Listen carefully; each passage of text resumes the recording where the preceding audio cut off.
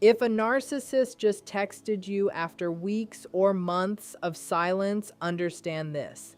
They don't miss you. They miss controlling you. And the reply I'm about to share, it's not dramatic. It's not emotional. But it will hit them harder than any angry paragraph ever could. If this resonates with you, pause for a moment and ask yourself, are you about to reply from strength or from old wounds? And if you're choosing strength, type done in the comments to anchor that decision.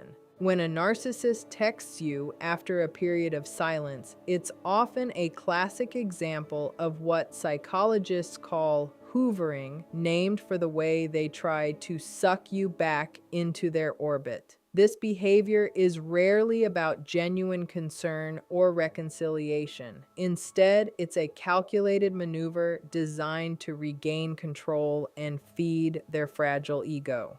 During the silence, you have disrupted the usual pattern of their manipulation. They have grown accustomed to having emotional access to you, whether through your attention, your reactions, or even your anger. When that access is cut off, even temporarily, it threatens their sense of omnipotence and superiority. The text is their attempt to restore what they've lost. It's not an apology, it's not affection, and it's certainly not about understanding your feelings. It's a probe to see if the old dynamic can resume, if you will respond the way you always did, if your emotional energy is still available for them to exploit. This is why the timing often feels jarring. The silence creates a vacuum, and your return to normal life, your moving on, your self-possession, all of it can feel like a challenge to their self-image. They can't tolerate the idea that you might exist independently of their influence, so they reach out, hoping to test your availability. What's important to understand is that their text is designed to provoke a reaction, not to build a connection. They want to see if your defenses are down, if you will engage emotionally, if you can be manipulated into validating their importance.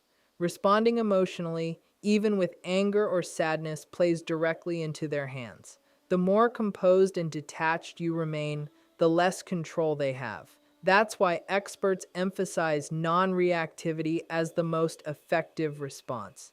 It's not about revenge, it's about reclaiming power over your own emotional space.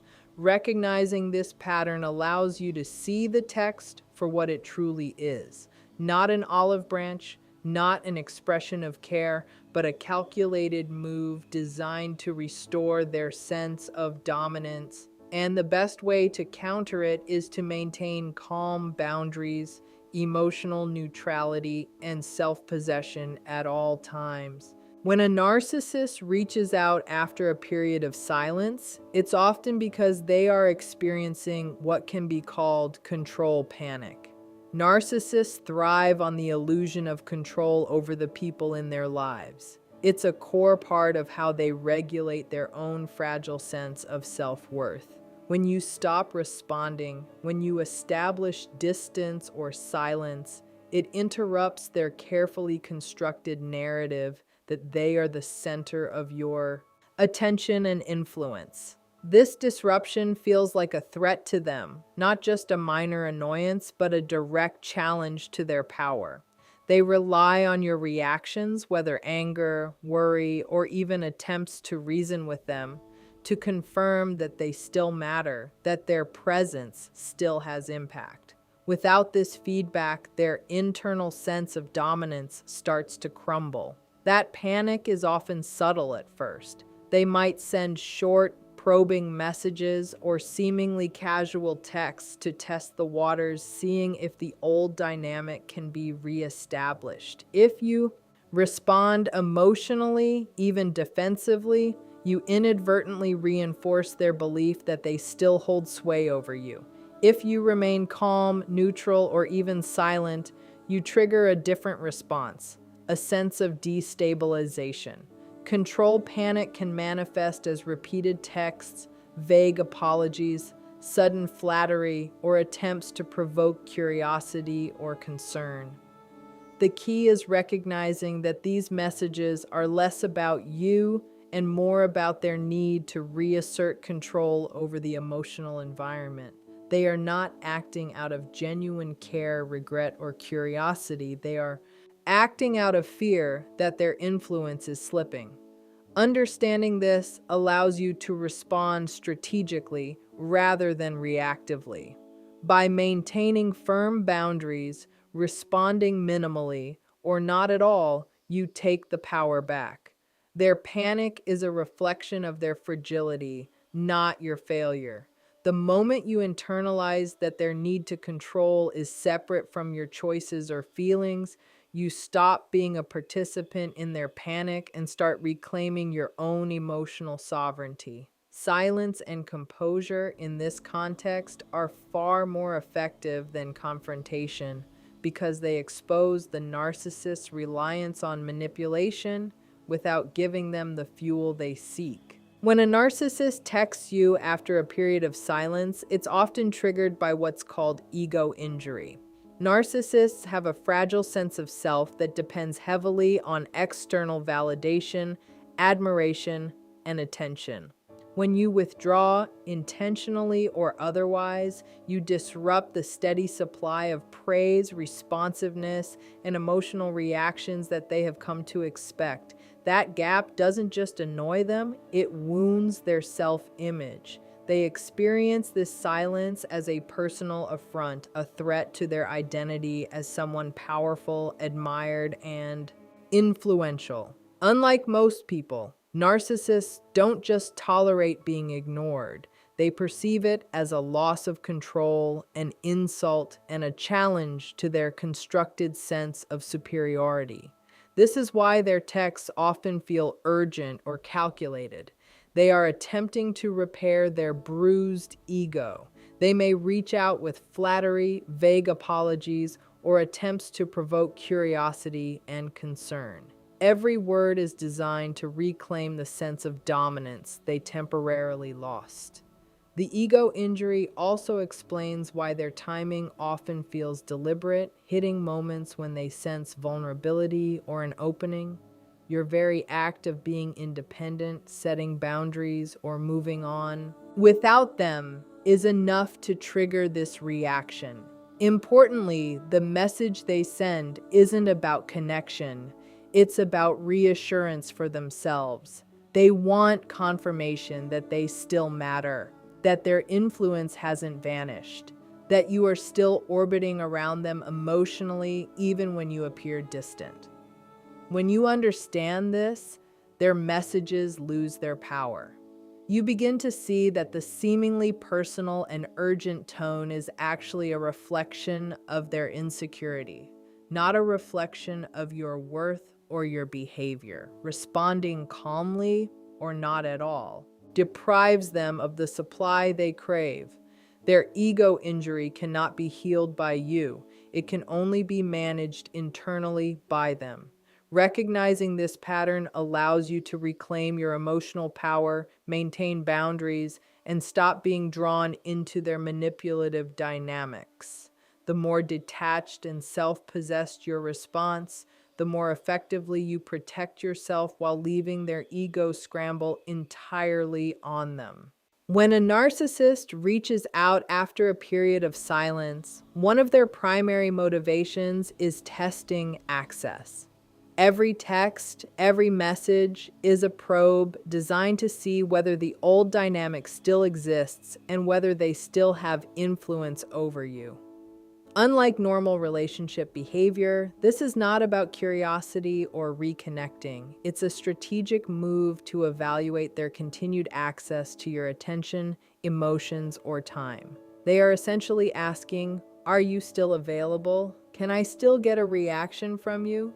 Do you still orbit around me emotionally? This testing is subtle yet calculated. A simple, "Hey, how have you been?" might look innocent on the surface, but it's designed to gauge whether you will engage, whether your defenses are down, and whether your energy is still at their disposal. They often escalate these tests if initial probes are ignored, sending more frequent, urgent, or emotionally loaded messages.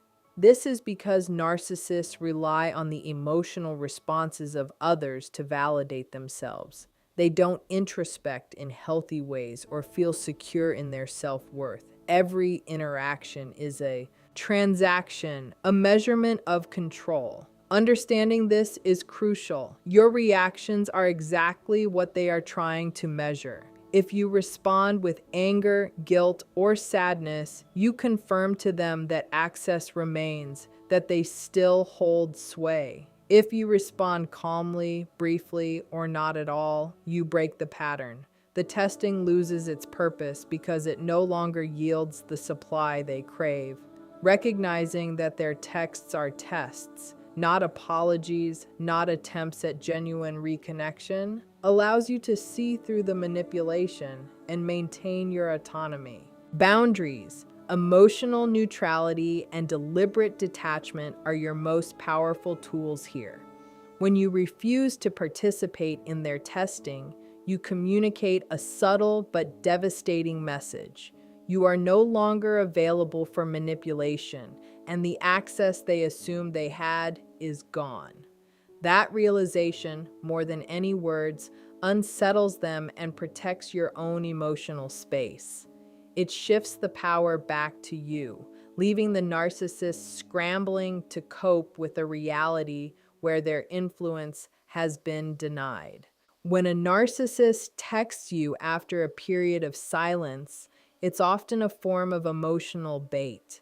Every word, every punctuation mark is deliberately chosen to provoke a reaction, to pull you back into their orbit. Unlike normal communication, their messages are not about connection, understanding, or care. They are about eliciting emotion. This is how narcissists maintain their sense of power, by watching how others respond to them.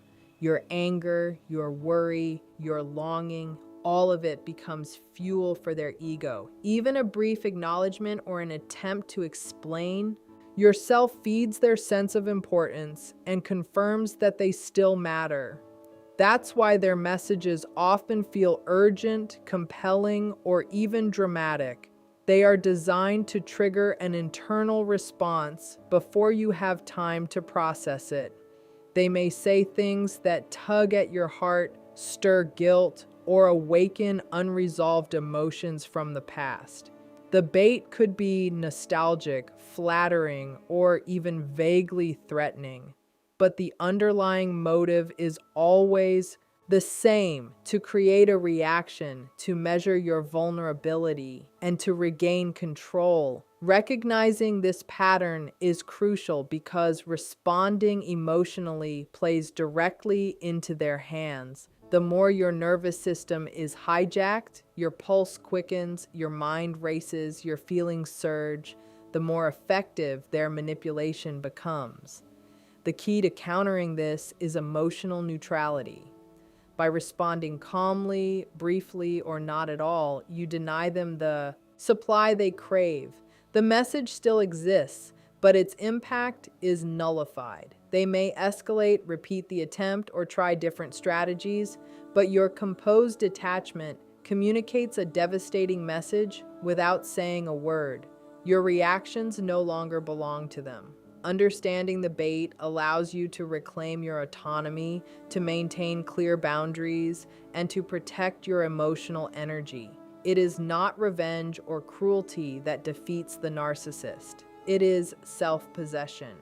When you resist the pull, when you refuse to bite, you remove the power their texts were designed to wield, leaving them frustrated, destabilized, and ultimately irrelevant to your life. When a narcissist texts you after a period of silence, one of the most powerful tools you can wield against them is the power of non-reactivity. Narcissists live off emotional responses. They measure their own importance through your reactions. Every message they send, every word they write is essentially a test to see if you will give them what they crave: attention, validation, or an emotional charge. When you respond with anger, frustration, or even curiosity, you are feeding the very dynamic they are trying to sustain. Non-reactivity, on the other hand, denies them that supply. It's not about ignoring out of fear or resentment. It's about maintaining calm, measured detachment. This creates a subtle but profound disruption in their strategy. When they realize that their attempts no longer provoke the desired outcome, they feel destabilized because the usual rules no longer apply. Silence or neutral, brief replies communicate a message far stronger than any angry or vindictive response could: that you are no longer under their control and that your emotional state is your own. This is why experts emphasize the importance of responding or not responding in a way that is emotionally neutral. It isn't about being cruel. It's about self-preservation and reclaiming power. By mastering non-reactivity, you remove the leverage they have relied upon for so long. Their texts, once capable of triggering anxiety, confusion, or emotional turmoil, become meaningless. The narcissist may escalate, attempt to provoke, or even resort to guilt tripping, but your calm detachment renders those tactics ineffective. Non-reactivity is, in essence, a protective shield, turning what was once a source of manipulation into a demonstration of control over your own life. By refusing to participate in their emotional games, you not only protect yourself, but also communicate a message that is devastatingly clear without needing words. Your attention, your emotions, and your presence are no longer theirs to manipulate. This quiet, self-possessed response is far more destructive to a narcissist than confrontation or vengeance because it strips away the very fuel they depend on. When a narcissist texts you after silence, it's crucial to remember that boundaries matter far more than revenge. Many people fall into the trap of crafting sharp, clever, or brutal responses designed to wound the narcissist the way they were wounded. But this approach often backfires. Any emotional engagement, even with the intent of retaliation, feeds the very pattern you are trying to escape. Narcissists measure their importance through your reactions, and if you react, even with anger or a clever retort, you reinforce their sense of control. True power lies not in cutting them down, but in protecting yourself and maintaining clear, firm boundaries. Setting boundaries can look simple: a brief acknowledgement, a calm statement of your position, or complete non-engagement. It communicates that you are in charge of your emotional space, that you will not be manipulated, and that their attempts to regain access are ineffective. This is far more destabilizing to a narcissist than anything you could say in a heated moment. They may escalate their tactics, repeated texts, vague promises, or emotional appeals, but the moment you consistently enforce your boundaries, their strategy loses its effectiveness. Boundaries are the framework through which you reclaim your autonomy, your emotional energy, and your peace of mind. They don't need to be aggressive. They need to be consistent and unwavering. Over time, the narcissist realizes that the old patterns no longer exist, and that attempts to provoke, guilt, or charm you are useless. By prioritizing boundaries over revenge, you are sending a message without needing to be harsh. Your emotional life is yours alone, and you will not allow anyone to disrupt it. This approach not only protects you from being drawn back into their manipulation, but also demonstrates a profound, quiet strength that is ultimately more brutal to the narcissist than any cutting words. It deprives them of the supply they rely on while simultaneously reaffirming your own self-respect and emotional sovereignty. The brutal reply a narcissist fears most is not a clever insult or a scathing message. It is calm, brief, and self-possessed closure that denies them supply. Narcissists thrive on reactions. Their sense of power depends on your emotional engagement. Every word they send is designed to provoke you, to reignite old patterns, or to pull you back into their orbit. When you respond with emotional neutrality, or not at all, you strike at the very mechanism that sustains their influence. This kind of reply is brutal precisely because it is unexpected and impossible to manipulate. It doesn't punish them, it doesn't lecture them, and it doesn't attempt to make them feel guilt or remorse. Instead, it communicates a simple truth. You are no longer available for their games, their control, or their ego validation. Something as brief as, "Thanks, I wish you well," or even leaving the message unread, delivers the most devastating impact because it leaves no opening for further engagement. It denies the supply that fuels their behavior and forces them to confront the reality that they no longer have access to you.